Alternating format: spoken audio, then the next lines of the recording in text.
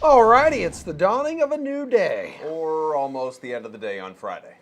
Either way, we're here to spend the next hour with you. This is The Sweat. Thanks for joining us. Let's tip this show off with some hoops talk. Emerson, Lotzia, Adam Kaufman, and our NBA panel, Greg Ehrenberg and Alex McLean from DK Live, plus the Action Network's Matt LaMarca. All right, gentlemen, in honor of the All-Star break, seems like a good time for first half awards. Where's the echo? You needed something really dramatic there. I thought that's where you were going to come in. There you go. A little late. Yeah. All right, even if we are almost... We didn't talk about it. We should have planned it.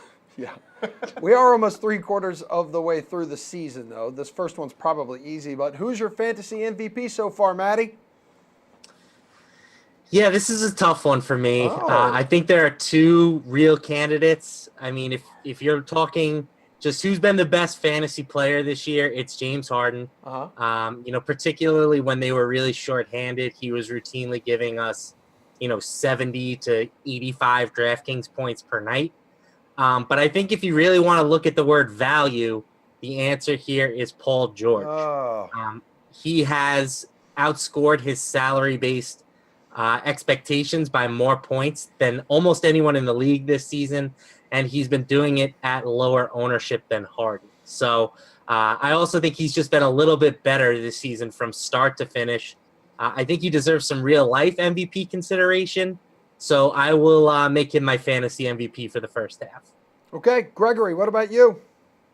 Well, Paul George also could have been a Celtic. Isn't that true there, Kaufman, if maybe you guys wanted to part with some of those assets? I mean, yeah, a couple years back, sure, if they hadn't been so impatient, dealt him away before they signed Gordon Hayward. This isn't about the Celtics. Come on, Keep Greg. going. Who's your fantasy MVP, guy? I think it has to be James Harden. I mean, he's also the real basketball MVP, in my opinion, minus 250 on sportsbook.draftkings.com. He just had such a ridiculously good season. And the consistency has been awesome for him also. I mean, if we look at that streak, what is it, like 30 points in every game since the Vietnam War or something? And the upside for him has been higher than any other player in the league. With Chris Paul before, we've routinely seen him score 70 plus 80 plus DK fantasy points. So to me, MVP is just who's been the best player. He's been the best fantasy producer. It's James Harden. So much happened since we went to Greg. Right? He's a history major now, too, if you didn't know. Alex, who's your MVP? Fantasy MVP. Anthony Davis. Fantasy MVP is a totally different award than NBA MVP. Fantasy MVP has to factor in the cost of acquiring the player. Anthony Davis was the #1 pick in redraft leagues. He's been the best per game producer, but that's just meeting expectations. That's not how someone wins a championship or wins a lineup on DraftKings. Siakam came out of nowhere. His ADP for redraft was 242. He's been top 45 in because he's improved month to month and week to week throughout the season. He's kept his production a step ahead of his salaries. So Pascal Siakam has been the most valuable fantasy player. I dare you. So let's just give Luka Doncic the MVP then, because he's on a minimum rookie contract. You know who is not my MVP is Alex's internet. Because that connection's not ideal. That was tough. All right. How about the biggest fantasy surprise, Greg? Take us through history.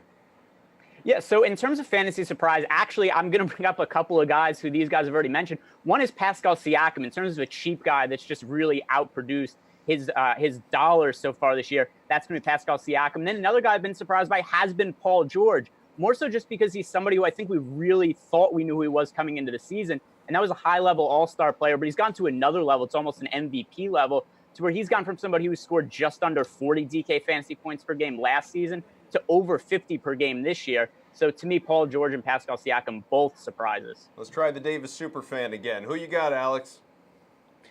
I mean, the real answer is Siakam again, but that's boring. So I'm going to focus on Harden, which they gave in the first question.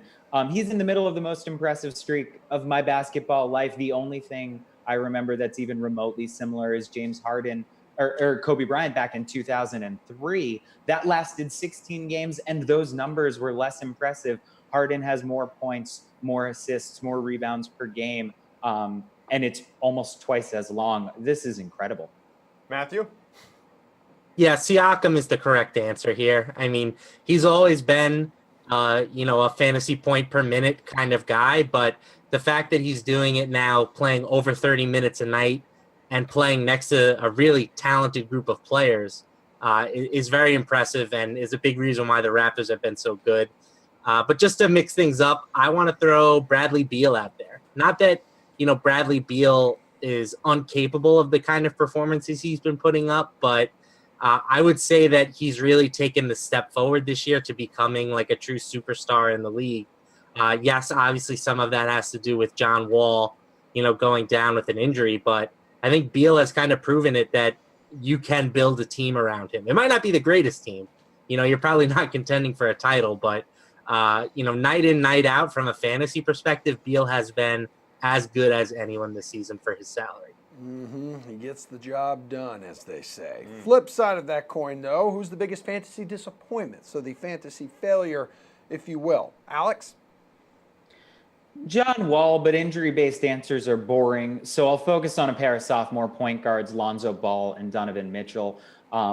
Donovan Mitchell has started to turn it around since the new year, but before New Year, he was averaging less points, less assists, less rebounds than he was as a rookie. Lonzo Ball, with LeBron coming in, you didn't expect his numbers to necessarily blow up, but I didn't expect him to drop off quite so far as he has. Watching the two of them really stagnate in their second year after what were pretty exciting rookie years has been pretty disappointing. Matt, who's your fantasy failure?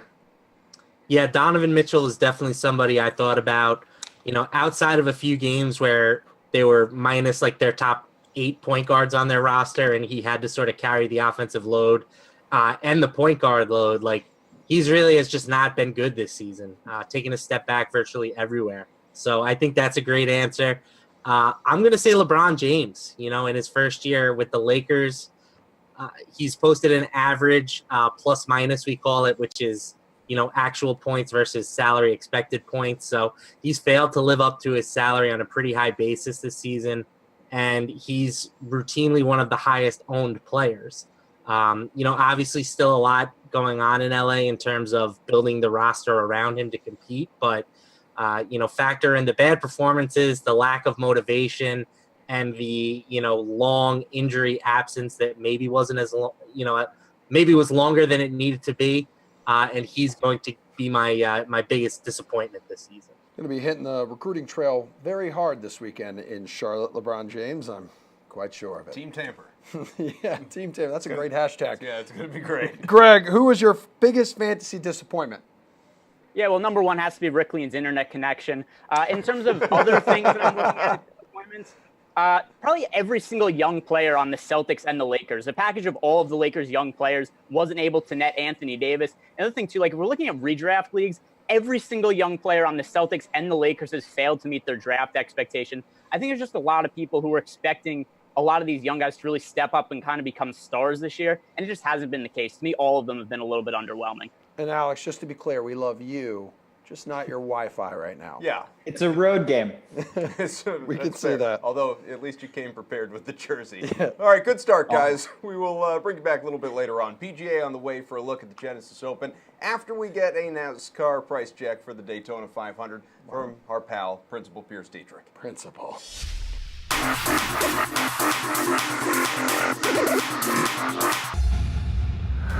Welcome to the Price Check. I'm Pierce Dietrich. Let's look at the salaries for Daytona. Whose salary jumped up this week? Ricky Stenhouse Jr.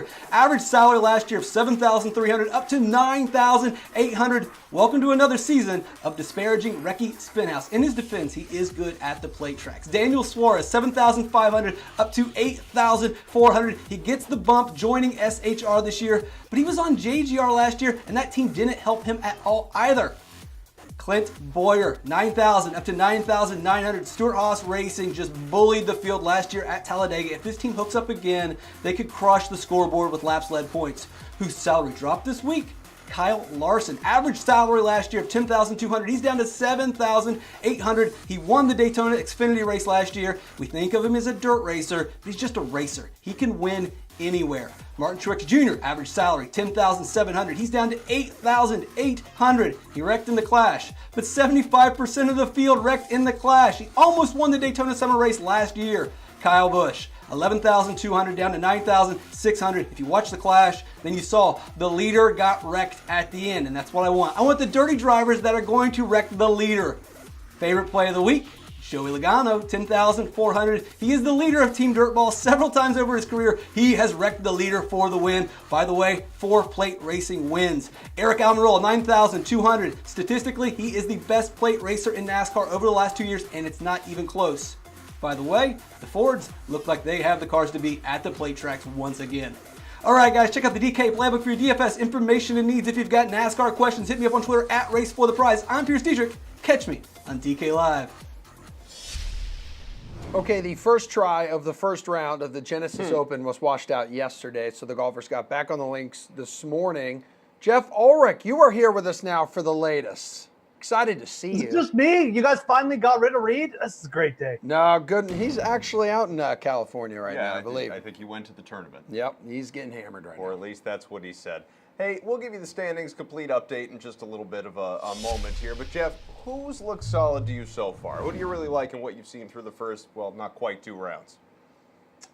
I mean, look, this tournament's kind of turning into a bit of a mess just because we don't know when the second round's going to finish and stuff like that and what the conditions are going to be tomorrow. It's going to play a big factor, I'm not going to lie. But, I mean, right now, obviously, we're looking at the lead. JB Holmes, 8 under par in the first round. He's the first-round leader.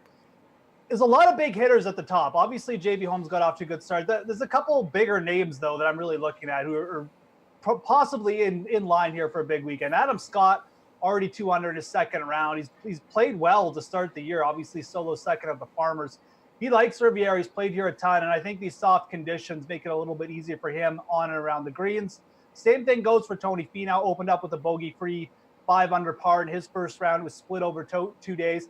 I kind of like the situation these guys are in who started their first round yesterday and then finished it this morning. They basically get the whole day off.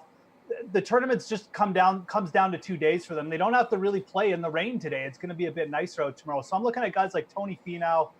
Patrick Rogers is up there too. We can't really trust Patrick Rogers, so you can just ignore him. Rafa Cabrera-Bale's in a good spot as well. And Adam Hadwin, the guy I talked about last time we were on here, he loves this course. I mean, he started out with a 3 under, so that's a name I definitely look at for weekend. Yeah, obviously at this point, none of these guys are through 2 rounds that we're talking about. But JB Holmes, as Jeff mentioned, atop the leaderboard, 8 under, technically through the 1 round. But then you have Adam Scott, Jordan Spieth, Brian Stewart, John Rahm, Justin Thomas, Vaughn Taylor, Patrick Rogers, Tony Finau, all those within 3 shots of the lead. So it's tight at the moment with still 3 rounds to go. And I was going to follow that up with, Jeff, how do you think the weather and this restart has impacted the tournament at this point? I mean, it's like I said, the course is so wet and there's so much like moisture on the course that it just sets it up perfectly for the Bombers, because basically the strategy now is get it out as far as possible off the tee. You don't have to worry about the ball rolling out so much as on the fairway, and then just give yourself as short an opportunity as possible to get to the green. And these bigger hitters aren't as affected as much if they hit it into the rough, and they're going to be able to hold the greens better with the higher ball flights. So I think that's why you're seeing so many big hitters at the top now. I mean, John Rahm's moved into the top 5. I mentioned Finau, but I mean, Rory's kind of on the comeback trail. Justin Thomas, even Tiger Woods has started out well. So I think it really helps the Bombers, and for weekend play especially, I think you're going to want to keep on these type of players. Keegan Bradley, another name up there too. So who's it hurt, though? Has it been hurting anyone? Any particular golfer? I think it's going to hurt a guy like Jordan Spieth in the long run, personally. I know he started out with a 7 under, but he's had trouble off the tee. He just doesn't hit it as far. And he's been prone to the blow-up rounds. So, I mean, I think you're looking at guys like Spieth. I think it might actually hurt Hadwin a little bit. Matt Kuchar. Again, I just think that as the tournament gets on and they have to play this wet course three or 4 times, I just think that the advantage is going to shift to the Bombers. So I think the shorter hitters, guys like Kuchar, Spieth, I think those are the guys I would personally be fading for weekend. Kuchar, by the way, is going to pay his caddy from last year in Mexico, the $50,000. Big news, yeah. He finally came out. In between rounds, he released a statement that he's going to pay up. So. Yes, he is. Way to go, Cooch. Yeah, don't be a jerk. So for those interested in playing weekend golf, Jeff, whenever, of course, we get around to it, because, again, still through round 1, who should people roster? I mean, like I said, I think my favorite, the guy in the best spot right now, I think is Tony Finau, who started out with like an immaculate round in tough conditions. And now, like I said, he gets the whole day off. His tournament is compressed into 2 days, which I really like. But there's plenty of guys playing well. I mean, Justin Thomas obviously can throw up birdies. I think Adam Scott is a guy you might be able to just ride this week through the end. You know, if you're looking for plays more down the board, Hideki Matsuyama didn't start well yesterday with an even. But, again, he's one of those players who's going to get to play on tomorrow, his second round tomorrow in better conditions. So I like that. Bubba Watson down there too. And if you want kind of a flyer, Russell Henley started well. He's in that same flight that I mentioned the other day. He's been hitting it really well the last 3 or 4 starts. Very good. Yeah, pretty high on Tony Finau. I thought we had Jeff on here, not Reed Fowler, but is what it is. Jeff, you can leave now. We'll need your advice. Okay. We'll need your advice though for tonight's hockey slate coming up, because right now we got some foosball to talk about with DK Live's Steve Buchanan and Adam Mancuda of Phantom Sports. Oh, look at these guys. Just a couple of smirkers. Very special Super Bowl 54 edition of High or Low. We're looking at the odds to win the next big game next season. So long shots, guys. Matt Ryan and the Falcons currently plus 2,500 to win the next title. Too low, too high. Steve, what do you think? Need your mic. We want to hear you, there, Steve. Now we're good. Go ahead, babe. Let's do it, baby. This is too low. I mean, these guys remind me of the Vikings. They just need so much offensive line help that there's just no way they're going to get to the Super Bowl. And the problem is, too, there's going to be so many powerful teams that they would have to knock off to even get there. I mean, we really think that they're going to be able to contend with the Saints, with the Rams next season. The Seahawks are going to be right back in the mix. The Bears are probably going to be there as well. Even the 49ers could actually end up looking pretty well next season as well. So I don't see how the Falcons, with what they have right now, because realistically, they're going to get almost that entire team back next year. So with what they have, if they don't make some moves on that offensive line, they're not going to be going anywhere again next season. So that's too low. Mancuda, you think too low also? Yeah, I completely agree. Forgot about the Packers. If they get any semblance of production consistently from the running game. You also have I think you mentioned the Vikings. What about the Eagles? If Wentz comes back, they get that team healthy again. There are just too many other options, especially when you look at even their division. There's so many teams in that division that could obviously surprise, including one we'll talk about shortly. So I just think it's much too low. I just don't trust it. The defense also is terrible, as we kind of talked about already. How are they going to improve the offensive line? That they probably have to replace a running back. Maybe find another complement to Ridley and Jones. I just think it's too many pieces, and I definitely think it's too low. All right, well, the Panthers are unsure about Cam Newton's status after his recent surgery on his throwing shoulder. Owner David Tepper says the quarterback could miss all of next season, which is why Carolina's Super Bowl odds have dropped to plus 5,000. Too high or too low, Adam?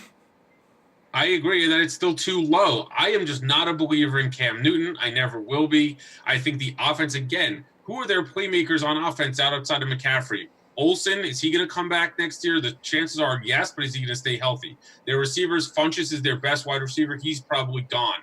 So, again, how are they going to replace that production? The defense is getting older. There's no chance for them, and especially in that division again. I think the Falcons, we just talked about them. I think they're actually better than the Panthers. We got the Saints. So I still think it's too low, especially if Newton's out for the season. Yeah, Steve, too high, too low, and how much of this rides on Cam Newton playing? I mean, so much. I mean, as of right now, it's still too low. I mean, you can't go into the season or start, putting bets down on odds for a quarterback that you don't even know if he's going to play or not. And he's, a focal point of that team. And kind of like what Adam was saying there, they just need some receivers. I mean, if you're ending the season and Devin Funchess is technically your best receiver, let me tell you something. You got a lot of issues going on. Torrey Smith is there. From a fantasy perspective, we saw some decent games from DJ Moore, from Curtis Samuel, but in a real world perspective, that's not going to get the job done. You're not going to get lucky there. It's not like the Patriots where they can get by with Hogan and guys like that, but they need to pin down who they're going to have under center. They need a couple receivers. There's just too many aspects on that team that need to be improved before you can even start considering them for a serious run. So it's still too low. All right, guys, try this one on for size, would you? Denver Broncos added Joe Flacco. They sit at plus 6,600. Now, they're banking on his health for there to be a bounce-back performance to maybe old elite Joe Flacco again. I could already hear Steve chuckling. So last year, the performance wasn't there, neither was the health. So too high or too low, Steve? Well, first of all, the DK Sportsbook should put Joe Flacco go on the IR instead of like minus 1,000, because guess what? It's still free money, folks. He's still going to go on there. Flacco's not going to do anything for this team. The Broncos have one of the worst offensive line in the league, and now we're going to get old man Flacco, who you blow on him and he falls over and he's on the IR for the rest of the year, is under center. Basically, trading for Joe Flacco means Kevin Hogan is going to be your starter by week 3. Because they're probably going to get rid of Case Keenum. They're either going to trade him or cut him. This is just an absolute disaster waiting to happen. If you're a Broncos fan for 2019, whoopee! Great season coming up. All right, Adam. Well, Steve was riding the fence on that one. So how about you? Yeah, I'm quite on the fence. Maybe they just want to tank for Tua. That's my thought here. There you go. Because, again, Flacco's a statue. Keenum's really no better. I saw a stat line the other day comparing the two quarterbacks, but you got to remember, and it obviously showed that Keenum's numbers the last couple of years have been better. But look at the talent disparity between what Flacco's had in Baltimore and what Keenum had in Minnesota, and for that matter, even in Denver, where obviously they decimated the team, but they had a back in Lindsey that obviously produced. This team is not going anywhere, not in the division with the Chiefs. The Chargers are going to be right back. The Raiders have, 10 first-round picks? They're going to obviously, I think, be improved. So to me, this is a terrible pick. I would never even think to put Flacco, Keenum, whoever, Hogan, that guy. This is a terrible pick. Elway's got to get his act together. But maybe this whole plan is this whole tank for Tua thing, like I mentioned. Maybe they go 2-14 and fall into him, next season. So we'll see. All right, you two hang tight. We're going to discuss NFL free agency with you coming up. But first, we will take a gander at some of the NBA All-Star game bets available right meow. Well, right after Gary and Thorne. Oh. Yasiel Puig. If we want to keep using the mock we did as a barometer. Eno Saris. I don't even know where'd he go. I was watching this one. I was very curious. Love Eno. Yeah. Makes perfect sense that Eno loves Yasiel Puig. I think everyone does. Yes. Went around pick 65. Okay. So when I say that's exactly in it. NFBC drafts, he's going at 101.5. Know that he is someone who's going to catch helium. Oh, for sure. I think it's just a really, really simple formula to how we're getting from Yasiel Puig hitting 267 with 23 home runs and 63 RBIs last season to how we're getting him to possibly be a fourth or a fifth round pick, a fifth or a sixth round pick. It's just no one's standing in his way now. No. It's a great That's ballpark, exactly but more than the ballpark. It's just, this is a guy who was limited to 400 to 500 plate appearances because there were so many players in Los Angeles. Yeah. He's going to play every day in Cincinnati. And if you prorate his numbers from last season to just 600 plate appearances, this is someone who could get, if he stays healthy, 680 plate appearances, but just 600. And that's so exciting. 31 home runs, 81 runs scored, 85 RBIs, 20 stolen bases, and now he's moving to Great American Ballpark, the best home run park by ESPN Park Factors last season. So those Small are park. low estimates. Yeah. So I get it. Yeah, I get it, man. I really do. I know there really is. And I know that everybody, is a smart guy, obviously. He's all over it. He knows he got to get him before everybody else jumps in on him. I understand that. But yeah, that's the biggest thing, Gary. An everyday role. Look at 2017, 28 home runs, 15 stolen bases. But last year, 444 plate appearances. 444, and he still had 23 and 15. Yep. Walks 9% of the time. That's his career rate. 19 strikeout percentage career rate. Like he had some seasons earlier when he was striking out a lot, but he's limited that. And at home, he hit 50 points lower at home compared to on the road last year. So boom, you go put him into great small American ballpark. Isolated power on the road last season. Everyday role. I'm completely in on this. Cincinnati has made some moves in the offseason. Like it's weird. Like I feel like maybe they should just stockpile some picks and whatever. But they've brought in some guys, and including some guys in the pitching rotation, and I like it, man. Since he's making some, they're a fun team. Yeah, and an underrated offensive team. Last year there was a point they tailed off towards the end of the season, but I think 3/4 of the way through the season they were a top 10 offense. I was like, what is going on? Like they're scoring some runs, even on a slight down year from Votto. But yeah, Puig he's a target of mine. And that's the thing too. You talk about lineup construction. We don't quite know how this is going to break down yet, but I would have to assume he's going to hit cleanup. Yeah. So that means he's going to have Scooter hitting second, probably ahead of him, and Scooter's a very, very fine hitter. Like yeah, for sure. But if you're talking about just how many plate appearances will Yasiel Puig get with runners on base, he's hitting behind Joey Votto, the king of getting on base. Like Votto goes to sleep and spits out a 425 OBP. Yeah, exactly. There are always going to be guys on base for Puig. It's such an enticing, and also, even if we want to get away from the narrative stuff, like more plate appearances, better ballpark, he's just someone whose batted ball profile was getting better last season. Career low ground ball to fly ball ratio. He's just hitting more fly balls. This is a guy who's extremely motivated. You want to look into that narrative? He seems really happy in Cincinnati. Are you too. kidding I don't know me? how much you can buy from the whole social Instagram media, pic changed right away in Cincy. He's wearing the cap. Like he's ready to go. He's fired up, and I feel like he feels like this is an opportunity for him to play every day and prove himself. Back here on the Sweat, Adam and Emerson here with you. Yes, we do mean you, but that's not all. Our NBA panel returns as well. DK Live's Greg Ehrenberg and Alex Reclean, as well as Action Matt LaMarca from the Action Network. Okay, there's no better time than now to talk NBA All-Star Game bets because tonight the festivities begin, guys, starting with the Rising Stars contest that has Luka Doncic listed as the favorite to win MVP, plus 400. LaMarca, you like him, or is there someone with a better payout you're watching? Yeah, I mean, I do like Doncic, but I do think that this game is pretty much random. I mean, raise your hand if you had Bogdan Bogdanovic winning the MVP last year. I don't think there's going to be a lot of hands raised on that one. I think that for the most part, you want to look for somebody with a bigger payout. From what I've gathered doing some research here, like if you're going to win the MVP, you need to be somebody who's going to make a ton of three-pointers. That's where the majority of the scoring in this contest comes from. So somebody that I'm looking at is Trae Young at plus 1,200. The U.S. team is favored for whatever that's worth. So if you think that they're going to win, I think Young is certainly capable of putting up a big performance, you know, something like 7 or 8 made three-pointers with some alley-oop lobs. I think that those odds are just a little bit more appealing for me than going with a favorite in a contest where it's really hard to predict. LaMarca, I do appreciate you doing your research. Greg, did you do any? Yeah, I did a little bit. In fact, there's an article that I wrote that just went up on the DK Sportsbook with some of my picks for the All-Star weekend. And I made a case for De'Aaron Fox, who's at 12-1 for tonight. I'm thinking similar to Matt here, where we want somebody who can make threes, but I'm also looking at who's going to play minutes, who's going to have the ball in their hands. And De'Aaron Fox is somebody who has really improved as a three-point shooter this year, shooting over 36% from three. So he's somebody who's going to have the ball in his hand. He's going to have usage. He's going to play minutes. He's capable of making threes. And he's also capable of making highlight plays. He's capable of getting on the fast break, having some of those highlight dunks that are going to kind of play in the voters' minds in terms of who they want to vote for MVP. So I do think that Luka Doncic should be the favorite. It's just hard to pick somebody with that short of odds. So looking at somebody long odds with a realistic chance, I think De'Aaron Fox makes sense. Reclean, who do you got? They actually took my guys, but I've got some different info. Sure, also did some research here. Team US is monumentally better than Team Worlds this year. So while I like Luka Doncic and Ben Simmons for gaudy box scores, and if you're playing DFS tonight, I think they're actively bad choices for MVP because they give the MVP to someone on the winning team, and I just don't see Team World winning. So I like De'Aaron Fox and I like Trae Young because I think Team World's going to win.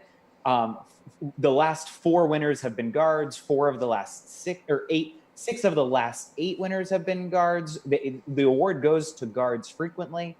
I think that Fox's speed is really good for an exhibition game where there isn't a ton of D. And I like Trae Young because all he needs to do is get hot from 3, make a bunch in a row. And, you know, that's pretty much in his wheelhouse. That's what he does. That's simple. I want to add really quickly that do. if you're playing this contest, I think Ben Simmons is the easiest fade on the board. He's playing in the main event on Sunday, so it would not shock me to see him get the same treatment that Joel Embiid got last year when he played literally like 8 minutes. Would anyone else like to throw out a fade of theirs in this one? Greg? I think by similar merit, I think we might be even seeing something from Luka Doncic because there's a chance if Anthony Davis doesn't play, maybe they're going to limit the role of Luka a little bit tonight because there's a chance that he ends up playing on Sunday also. Cool. Good insight. Thank you, Greg. Well, Steph Curry is the runaway favorite for the three-point contest at plus 215 to win. Is there anyone else worth laying a bet on, Greg? Yeah, so somebody else who I wrote up today, I don't think it's that crazy to pick Dirk Nowitzki to win just because of the odds. He's at 30-1, and it's not like he can't shoot anymore. Like, we haven't seen much of a sample size of him this season, but he shot 41% from 3 last year. I get that he's old, but does that mean that he just can't shoot anymore? I don't think so. That's the one thing he's going to be able to do forever. And the other thing also is that I know there's a little bit of conversation. Is his release too slow? He's won this competition before. He won it in 2005. He's the only 7-footer to ever won it before. I don't think he's very likely to win, but I think he's probably more likely than the 30-1 odds indicate. It's true. You remember all those free throws that Bob Cousy hit in blue chips? Yes, actually. The ability to shoot just doesn't go, man. No matter how old you get. Of course, another Celtics reference. Yeah, he has it on DVD, folks. I do. Alex, anyone you like to win the three-point Blu-ray contest besides Curry? I'm intrigued by Steph Curry. He's third in the league in three-point percentage, and Davis Bertans is one, and he's not in the contest. So he's second. Steph Curry, Steph's brother, is second among participants. He's coming in a little cold over his last 4 games, but I love the storyline of the little brother sneaking in on their home court and beating his big bro on what's supposed to be the big bros night. It just, as a sibling, it just feels so believable. And obviously, we're always sleeping on Damian Lillard. That's an evergreen tweet. Plus 800. He's a fantastic shooter. It's always possible that he goes off. Matt, who you laying a bet on the three-point contest? I got a couple. I don't hate Greg's pick of Nowitzki. I mean, big men historically not good in the three-point shootout, and the year that Dirk won was like a pretty low-scoring final. But again, 30-1, sure, give me that odds in a 10-man field. I think that the best odds on the board are Joe Harris. We literally did an exclusive with him, and he made a three-pointer blindfolded for us. Like, that guy might be the best pure shooter in the entire NBA. But there's no way I'm not picking Steph Curry to win this thing. I get all the reasons not to. Shortest odds. He's only won 1 out of 5 times that he's been in this thing, but it's in his hometown. And, you know, the sibling thing I think is real, but it's more like the big brother. There's no worse embarrassment than losing to your younger siblings. So I think Curry is going to come out and really just try to put on a show for his hometown and also beat his brother like he's done probably for his entire life. Let's talk about the game itself, guys. The over-under is set at 310.5, okay? 310.5 points, so not much defense. Again, which side do you like here, Alex? I'll take the over. It's 17 points higher than the score last year, but it's a lot less than the previous 4 All-Star games total points. Scoring is up league-wide. The number of threes per game is up league-wide. So obviously it's an exhibition game and there's no defense. We all know that. But I think that players are used to shooting more threes just in general coming into this game. And so I think this is going to be almost a three-a-thon for large portions of this game. I'll take the over. Oh, my God. I would put easy money on there being more three-point attempts than two-point attempts in this game by a long shot. But Fire at will. What do you think there, Matt? Yeah, I agree with the over. We heard a lot of talk heading into last year's contest about defense and guys taking it seriously, and they responded, right? They played very tough defense. But I think that what we need to remember is that this is a vacation for these guys. You know, this is a break from the grind of the regular season. And we haven't heard a lick of talk about defense heading into this year's contest. So I'm looking at last year as a one-year fluke. They played some D to get the commissioner and get their fans off their back.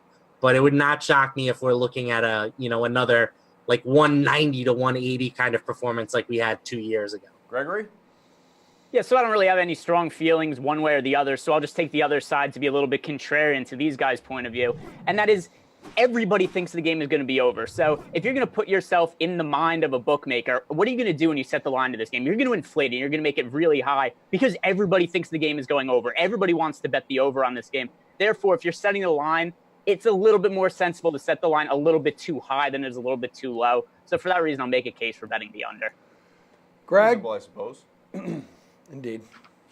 Greg, toodaloo. Just to speak on Greg's point, 43% of the bets right now on the under, but 82% of the money. So it does appear like the Sharps are taking the side of Mr. Ehrenberg here. Like myself. Yep, that's what he just said. All right, Mr. Ehrenberg, you are free to go. Alex and Matt, we need your ASG Showdown picks coming up, so please have them ready after this chunk of Francesa Friday with you. Ooh, that was fun. Jeff returns for NHL opening faceoff. Well, it's another Francesa Friday. Mike Francesa, host of Mike's On, WFAN in New York. Adam Kaufman here with you. And Mike, big news of the day in the NBA now that we're at the All-Star break. Pelicans have fired GM Dell Demps. Apparently ownership was livid when Anthony Davis left the arena in the middle of the game. New Orleans looking for an overhaul of that front office. At this point, though, what's the difference? I mean, nobody's going to convince Davis to stay. No, the whole thing's been a mess. Really, let's be honest. When a franchise player and an organization have a split like that, there's no turning back. There's no keeping them. All you do is they poison the well in the town, which has happened. There's no way to deal with them. There's no way to play them, not play them, make anybody happy, make the city happy. So honestly, when that happens, especially in basketball where one player makes such a big difference, it's over. When it's over, you just basically you cut your losses. The best thing they could have done was make the best trade they could make. That was the most constructive thing they could do. I mean, but listen, in the offseason, they'll make a trade, but this was going to take casualties. There's no question. This kind of disaster was going to, without question, was going to take casualties inside that organization. Well, and given that there wasn't a trade and they just got to all play out the string and wait this thing out, shouldn't the Pelicans just shut him down after the break? He doesn't want to play. And plus, even more importantly, quite frankly, any significant injury could hurt his trade value over the summer. Right. Plus, why do you want him sitting there getting booed? Why do you want the negativity that's going on now? Reports, plays 24 minutes, scores 3 points, the booing and everything else that's going on. So you're right. Shut him down. Make your deal in the offseason. Move on. The problem is, and you're seeing it with the Knicks, lost seasons in the NBA are interminably long. I mean, they really are. And they're hard to take. I mean, because in baseball, the worst team wins a third of its games. And a bad team can beat a good team. In basketball or football, a really bad team, never beats a good team. I mean, so that's the difference. In baseball, you're always, no matter who you are, you're going to win a third of your games. And the best team's going to lose a third of its games. It's what you do with the other third that makes the difference in a season. So it's a little different there. But the NBA season, which is so long, when you have this happen, it almost seems like a death. It's like a death march. It takes so long, and it just shows you how badly Atlanta actually had to stink the joint out last night to actually have the Knicks win a game. I mean, it really shows you just how bad they had to be. Well, I mentioned the All-Star break, and LeBron James drafted Anthony Davis, Kevin Durant, Kyrie Irving, and Kawhi Leonard all to his All-Star team, which says a couple of things. One, that Giannis Antetokounmpo is a terrible general manager because his team is far inferior, and also the fact that Team LeBron, or maybe I should call it Team Tamper, the conversations in that locker room, Mike, are going to be fascinating. Yeah, I think that's the point. LeBron's not doing it to win the All-Star game. LeBron's doing it to set up the future. I mean, he's been doing this a long time. He understands how to play that game. So he's into the next phase of the operation. You're absolutely right. And again, in an All-Star game, who knows? Maybe the game is set up for Giannis now to score 70. I don't know. So, I mean, but the bottom line is you're right about that. But, yeah, more than anything else, that's one of the things that league, which has given so much marketability, but also so much power to its players, has to watch against this idea that the players are just setting up their own teams, because that's something the league doesn't want. It cannot deal with that on any credible level. And that's actually what this is starting to look like. It's starting to look like, these guys get together and, sit around and make their own teams. How about football, Mike? Because football's king, right? Ravens are going to trade Joe Flacco to the Broncos as soon as they can officially do that. John Elway is hell-bent on finding the right QB, and why wouldn't he be? But he hasn't had a whole lot of luck doing that since Peyton Manning. So why is Flacco the guy? I'm not sure he is, but I'm surprised there's been so much negativity about the trade. You know what? To get a guy who's healthy, from what I understand, has proven he can win, and you're only giving up a 4th-round pick for him, you know what? I'm not sure that Flacco is, going to be the guy who is going to lead them to the promised land. Mm-hmm. But to me, it wasn't a bad shot. I mean, it's hard to find a quarterback. It's very difficult to find a quarterback. And to me, this is a guy who proved he can play. All right, you know what? I understand it's been a while since he won, but the bottom line is they could be better off than the Ravens will be, because the Ravens have a quarterback who cannot pass at all. I mean, so, they have to fix that. That was proven in the playoffs. They have a kid who can't pass at all. So that has to be fixed. To me, it got way too much abuse. I don't think it's the end all. It's not like he went out there and said, this is our savior. It was just an idea of getting a guy in who's a veteran, who didn't cause a lot of trouble last year when he sat, didn't even complain when he sat in the playoffs when the fans were chanting for him to go in the game, never said a word. So you know what? He's proved he's a pretty good soldier. It's not a bad contract. I don't think it was a terrible move because it didn't cost very much. Great job of that, He's by the way. always fun. Yeah. Solid interview with Mike Francesa's thumb. More, yeah, well, it's good. More coming for you on Monday with whole Frankie there. Wonderful. Yeah. Not the biggest hockey slate in the world tonight. Only 4 games. Shouldn't be too difficult to navigate. It is difficult to say. But don't take it from me. You want to listen to this guy. DK Live's Jeff Ulrich. We'll see if it's too difficult for him. Hey, nice costume change, Jeff.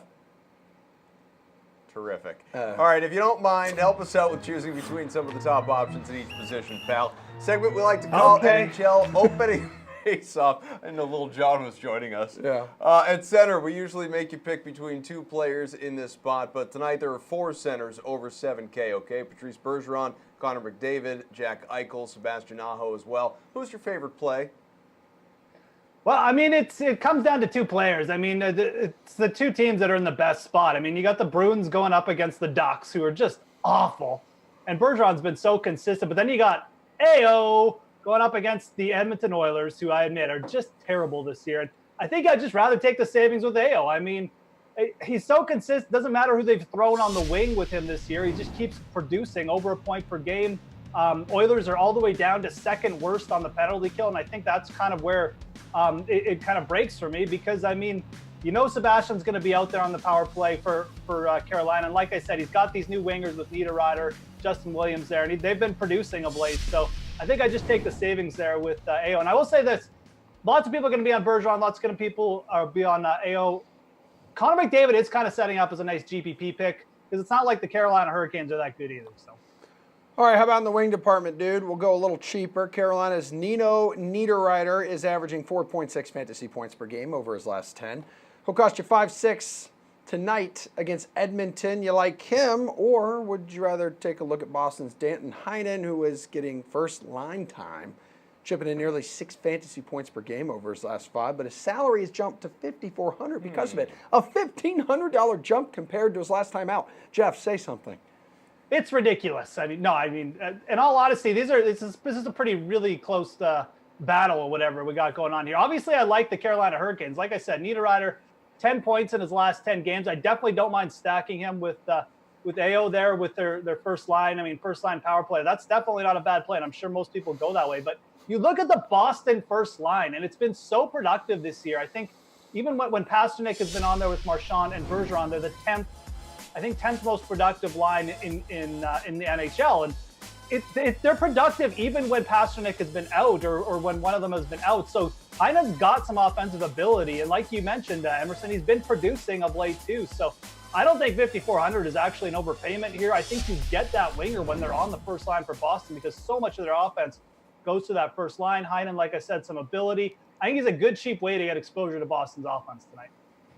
All right, something to think about. Back on the blue line, though, Jeff, the Wild's Jared Spurgeon coming off a 9 DK fantasy point game in his last outing. Cost $5,500 tonight against New Jersey. Carolina averaging almost 4 goals a game over its last 5, and Dougie Hamilton seems to be in the middle of a lot of the offense, which is something we haven't said about him in a while. $5,300 against Edmonton. So which D-man do you prefer? Yeah, defense is kind of ugly tonight. I mean, I'm not really in love with either of these guys, to be honest. I think if you going to pay up this much, just go up to Rasmus Ristolainen, but on the Sabres. But at the same time, let's look at these two because they're both in play. I mean, Spurgeon, he's really boom or bust. I mean, he's just like nothing, or he gets like 3 points, which is nice, I guess, if you get him on the right night. But the Devils, they have a pretty good defense for how bad a team they are. They actually have a pretty good penalty kill.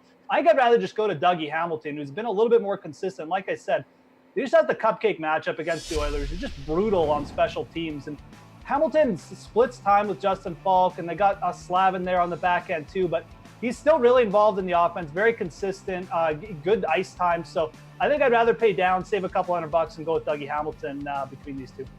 To the men manning the crease, it's a battle of New York State backups. Buffalo is starting Linus Olmark at $8,000 in a home game versus the Rangers.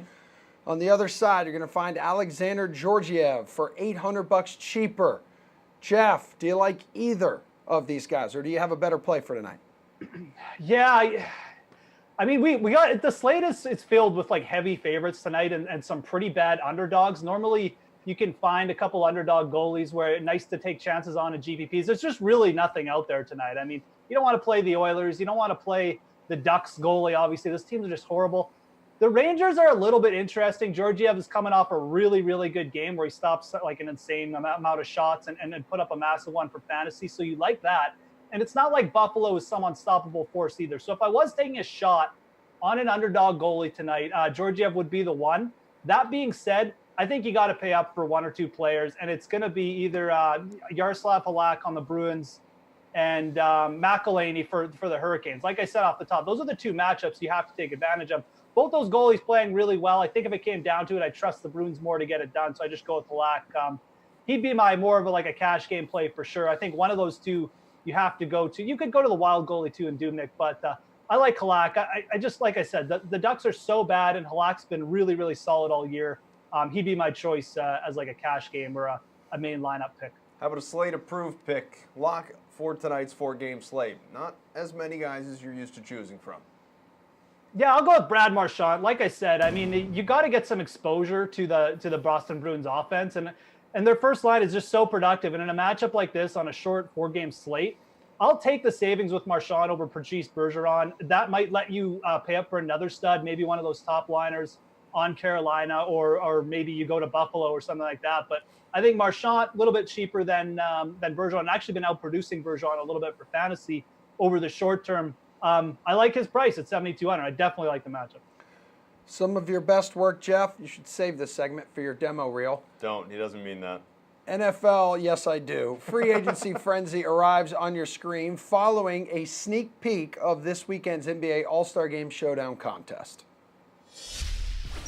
Brendan Glasheen and DK Live's Greg Ehrenberg here getting you ready for your league's throwdown for the NBA All-Star Game Showdown contest presented by Netflix's Triple Frontier, starring Ben Affleck, Oscar Isaac, Charlie Hunnam, Garrett Hedlund, and Pedro Pascal. Greg, no captain will come cheap as the best of the best are taking the court in Charlotte this weekend.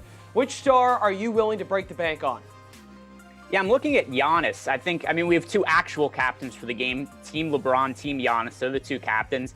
And if we look at how these guys went about drafting their teams, LeBron seemed to just want to take the guys who might be future Lakers and kind of use it as recruiting, whereas Giannis seems to be taking the game more seriously. He drafted guys that he felt like were going to be more motivated, really wanted to play. He said he wants to win the game. So just kind of based off that narrative, I'm looking at Giannis as somebody who's going to be playing harder in this game.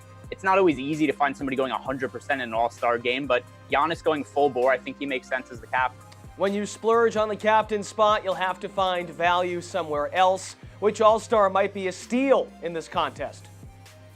Yeah, so I think if we're looking for value, it's probably going to have to come from Team LeBron, just because we look at the guys on the team that could end up not playing. We have Kyrie Irving is dealing with an injury. Anthony Davis is dealing with an injury. Kawhi Leonard missed last game. So I think that there could be extra guys needed to handle the ball. And Ben Simmons is very cheap. We saw LeBron actually trade for him during the draft. And he's somebody I think could slot in with for extra ball handling duties if Kyrie Irving ends up not playing or being limited. All right, Greg, finally, we need your lock, the pick you would stamp as slate approved. I think this is the year of Paul George. He's really broken out this year. He's always been a really good player, but now he's top 3 type player in the MVP race and really good game for the All-Star type setup. He could shoot threes. He's really athletic, so we could set up for like those highlight type plays that people like to go with. So I think that he's the guy who could have a really big game on the All-Star night. Thanks, Greg, for getting us amped up for the league's throwdown contest for the NBA All-Star Game Showdown. It's presented by Triple Frontier, starring Ben Affleck, Oscar Isaac, Charlie Hunnam, Garrett Hedlund, and Pedro Pascal. You can catch it streaming on Netflix March 13th. I'm Brendan Glasheen. We'll see you next time. Our NFL group is back. DK Live's Steve Buchanan and Adam Mancuda from Phantom Sports. Guys, as much as it kills me, going to need you to be relatively brief with your thoughts, okay? We're a little tight on time. Free agent frenzy, fellas. My man Marshawn Lynch, the Skittles man himself, he's available after only playing a half dozen games in 2018. Will anyone take a chance on him, Bukes? I think the Jaguars could be a potential spot. I mean, if you believe all the rumors, who knows who's going to be left for the Jaguars at running back. So I think Lynch could be a pretty good fit there. Really, besides Fournette, could end up just being Carlos Hyde if they ship off Fournette. So I think Lynch could fit in there pretty well. Mancuda? I just don't see him having any more sustainable seasons from here on out. I think the best bet for him is a complementary role for a team with an established running back, maybe a younger running back that he can kind of, show the ways. So I'm thinking like a backup to Joe Mixon, maybe a backup to a Jerick McKinnon / Matt Breida in San Francisco. Potentially, if Mark Ingram leaves New Orleans, maybe somewhere down there with Kamara. That's about it. I don't think there's much tread left on those tires. Good, that's what I want. Marshawn Lynch mentoring my running back. Yes. Hey, Skittles are a good snack. Yeah, well, that's true. Dietary needs. Adam, John Brown didn't exactly have a stellar season, 715 yards, 5 touchdowns, but he was also on a run-dominant team in Baltimore. Can he make some noise with the club more inclined to pass? I definitely think so. And remember, we talked about Flacco, the statue, earlier, and that's part of the reason why. When I think about where John Brown could go, there's one team that I know you and I, Emerson, know that needs a deep threat. Why not just sign him to New England, have him replace the guys like Dorsett and Patterson that obviously aren't the best deep threats? I like John Brown there. I also like him as a complement to maybe Antonio Brown in San Francisco. They could use a second wide receiver there.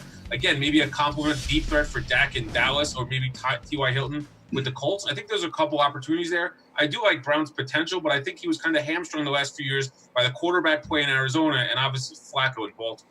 Hey, Steve, where can John Brown go? See his fantasy value increase.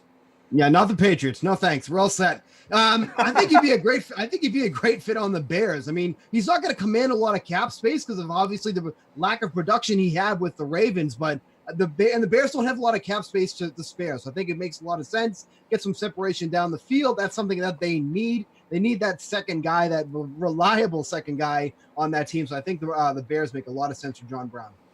Okay, guys, how about Tyler Eifert? Tight end's only played in 14 games total the last 3 seasons. Not many, a lot of injuries, 4 last year. If Bukes, he can stay healthy, could he be the steal of this free agent class?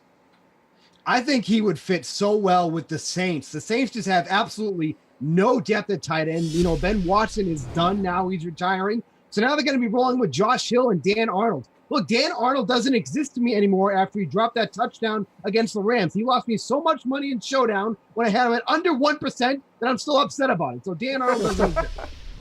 Tyler Eifert with the Saints, I think it makes a lot of sense. And I think, for them looking to revamp that position, I think Eifert's a perfect fit there. Those images, he's got those crazy eyes. How about you, Adam?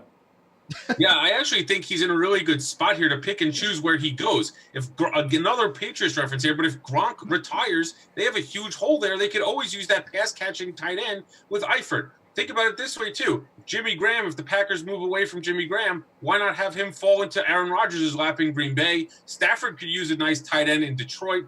I think Dallas could use an upgraded tight end. I think Eifert's going to have a solid value moving forward. We just have to hope he stays on the field. Okay, guys, you stay classy. And thanks for stopping by. But mainly stay classy. Thanks for stopping by.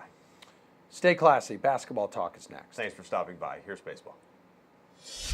Tara Linazak here with your DraftKings Fantasy Flash. Manny Machado and Bryce Harper still remain unsigned, with spring training camps already open across the majors. Neither All-Star seems close to making a decision, as they are still taking meetings with prospective teams. The San Diego Union Tribune reports that Machado met with the San Diego Padres general manager A.J. Preller in Miami just last week. This is the second meeting the Padres and Machado have had this offseason, which could indicate a deeper interest in the 4-time All-Star. The Phillies, White Sox, and Yankees are among the teams who have also met with Machado. Chicago has reportedly even offered him a deal worth nearly $250 million. Don't expect a decision to come anytime soon, though. John Heyman of MLB Network says that for Machado, it's all about the deal. The free agent appears to have no problem waiting it out to get his money and believes his market will improve once Harper is off the board. So it appears we have a stalemate between these two 26-year-old sluggers, and the question is, who will blink first? Last segment of the show, and who's better to join us than DK Live's Alex O'Clean and Matt LaMarca from the Action Network? That's a rhetorical question. It is. Someone with better internet? Hey, listen, man, nowhere to go but up. It's gotten better. Keep it up, kid. All-Star Game Showdown picks. It's time for that. We need your top choices for Sunday's Star-Studded Classic. We heard Greg's picks earlier in the program, but we need yours. So LeBron's the favorite for game MVP at plus 350, but is he the best captain option? Alex. I like Kemba. He's playing at home. He's the cheapest healthy starter. Starters tend to play more in All-Star games, and he gets that home court ambassador benefit. And they tend to get a little bit of extra time. All the players are great, so I'm going to go with the guy who's most likely to get a couple extra looks and a couple extra minutes. Is LeBron James the best option for your captain, Matt? $14,100. Yeah, I'm not paying up for LeBron. I mean, I could totally see him. You know, he's basically taking the whole year off. Like, this might be the one real game that he plays all season. It wouldn't shock me to see him have a great game. But, again, like in these exhibition type formats, I just try to avoid the top tier. I think that Joel Embiid is a really interesting call. He's only slightly more expensive than Kemba, and we know that he's very capable of scoring fantasy points. He's a high usage type of player. I don't think that, you know, playing with a team full of all-stars is necessarily going to dissuade him from getting his own numbers. He should get rebounds. You know, he can shoot some threes. I think that he's a pretty smart pick for the MVP spot. Okay, guys, who's a good player to pair with your captain? Action Matt, what do you say? Oh, man, this is such a tough slate. Like, I really don't have a ton of strong takes either way. I kind of want Paul George on my team. I think that it's just kind of been his season, and this is sort of a game for him to continue to assert that he's one of the best players in the league and not, you know, a 1A type of option to Russell Westbrook's, or 1B to Russell Westbrook's 1A. Like, I think that he is a true superstar in the league, and this would be a good time for him to show that. Rickleen.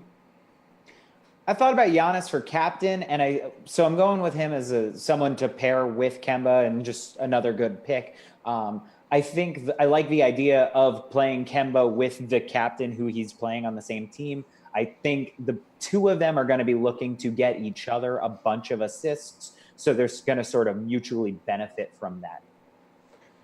Tough to say there's any value. It is an all-star game, but are there any less heralded players who are set up well for a big game here?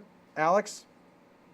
Yeah, we all agreed earlier that this game is going to be a three-for-all, which means there are going to be a ton of available rebounds. So that's pointing me towards Ben Simmons, 4,800, because missed threes don't always bounce towards a big man.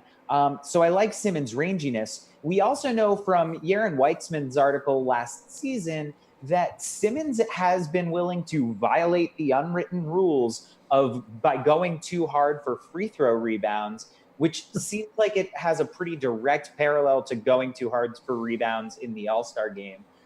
So I like Simmons as one of the cheapest plays on the board. Matt, who do you like? I think D'Angelo Russell is pretty criminally underpriced at just 3,800. I mean, he's been a monster this season. Like, in terms of fantasy points per minute, he's right up there over the past month with some of the top guys at this slate. And you can get him for 3,800. I mean, maybe he doesn't get as many minutes as some of the starters, but I would expect him to be highly active when he's on the court, just like he is for the Brooklyn Nets. All right, first off, Matt, you cast a mean shadow. It's like there's a monster in your room. It's very impressive. I can't be the only one, guys, that believes that, based on the GM-manship, if you will, from LeBron and Antetokounmpo, that Team LeBron, Team Tampa, is just going to blow the doors off the other team. What do you think, Matt? I think now I'm unmuted. I like the underdogs. You're crazy. We've done some studies. Underdogs in exhibition games are typically a strong bet. They cover around 60% of the time. And Alex?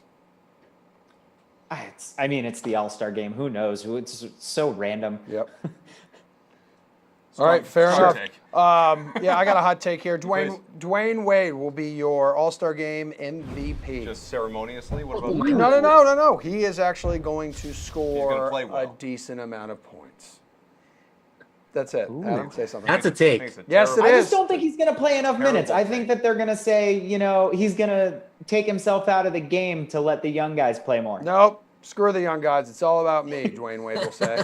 I think you're all crazy. I'm pretty sure, though, we have to go momentarily. Okay, So remember, thanks, guys. Catch the Sweat Monday through Friday. That means join us again in a couple of days, not this weekend. Monday, you can find us on Periscope, on Twitter, on Facebook, on YouTube, on Snapchat. What on is Samir Bumble, laughing on, at? all over the place. Have a great weekend. Bye-bye.